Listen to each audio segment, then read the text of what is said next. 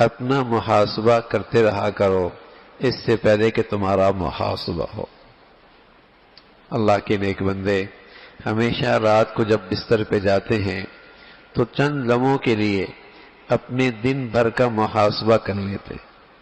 کہ آج کیا ہوا، اور جو غلط ہوا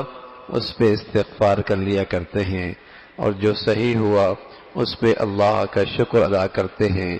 اور یہ محاسبے کی آسان ترین شکل ہے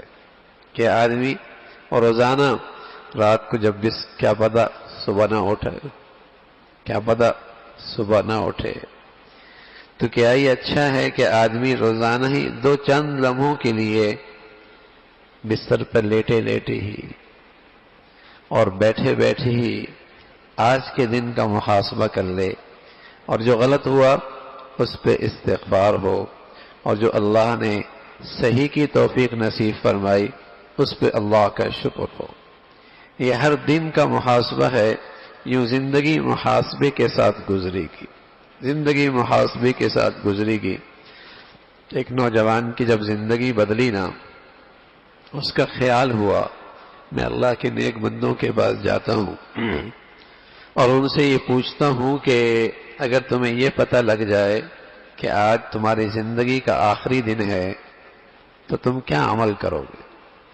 اس نوجوان کے پیش نظر یہ تھا کہ اللہ کے نیک بندے اچھے اعمال بتائیں گے اور بڑھیا نیکیوں کا تذکرہ کریں گے، ان میں سے کچھ میں بھی اپنی زندگی کا معمول بنا لوں گا۔ مختلف لوگوں کے پاس گئے، ایک بزرگ کی خدمت میں گئے تو انہوں نے کہا بیٹے اگر مجھے پتہ بھی چل جائے نا کہ میری موت کا آج دن ہے تو تب بھی میرے معمول میں کوئی فرق نہیں آئے گا۔ تو اسے بڑی حیرت ہوئی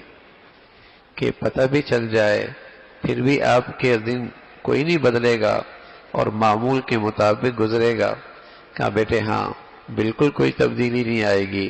اس لیے کہ میں اپنی زندگی کا ہر دن یوں گزارتا ہوں جیسے میری زندگی کا آخری دن ہے، کسی اور اضافے کی گنجائش ہی کوئی نہیں۔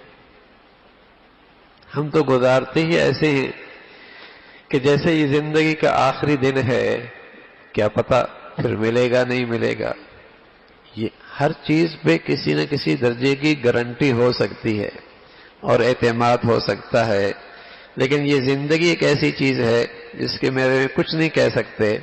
کتنے لمحوں کی بات باقی ہے، کتنے گھنٹوں کی باقی ہے، کتنے دنوں کی باقی ہے، کتنے ہفتوں کی باقی ہے، اس پر کوئی اعتماد نہیں کیا جا سکتا۔ یہ تو پانی کا بلبلہ ہے بھائی، ایک جھونکے کی دیر ہے، ایک جھونکے کی دیر ہے۔ تو بڑی سمجھداری اور دور اندیشی ہوتی ہے کہ آدمی ہر دن یوں گزارے، ہر دن یوں گزارے کہ جیسے زندگی کا آخری دن ہو، اور اس کا آسان طریقہ رات کو سونے سے پہلے توبہ اور استغفار چند لمحوں کے لیے ہو جائے۔ اگر دوسرے دن کسی لمحے موت آ بھی گئی نا تو معافی تو پہلے ہو چکی ہے، ایک دن کی خطا ہوگی اللہ معاف فرما دے، ایک دن کی کمیاں رہ جائیں گی اللہ معاف فرما دے۔ تو ہر دن یوں گزارے گا تو زندگی بڑی ہلکی پھلکی ہوگی، اس لیے کہ من مات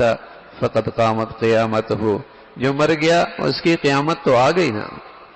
اس کی قیامت تو آ گئی۔ من مات فقد قامت قیامت ہو، تو اللہ کریم فرما رہا ہے یہ وعدہ اللہ کا ضرور سچا ہے۔ اور ساتھ اللہ کریم یہ بھی کہہ رہے کہ دیکھو تمہیں یہ دنیا کی زندگی کہیں دھوکے میں نہ ڈالے رکھے۔ بس اوقات آدمی ٹالتا رہتا ہے توبہ کو، کر لیں گے یار کر لیں گے، اتنی جلدی بھی کیا ہے، کر لیں گے نا،